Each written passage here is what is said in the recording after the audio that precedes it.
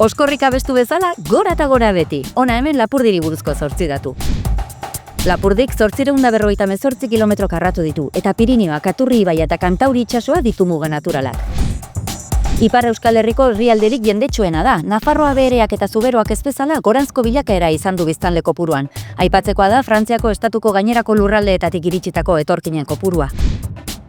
Baiona da hiriburua eta herrialdeko biztanleen 5 bertan bizi da gutxi gorabehera. Angelu eta Biarritzeko udalerriekin batera, BAM izeneko gune metropolitarra osatzen du. Euskal Herriko 5. gune metropolitarra handiena. Gaur egun hiriburua Baiona bada ere, historikoki Lapurdiko hiriburua Uztaritze izan da 600 urtez, han egiten baitzen Lapurtarren biltzarra.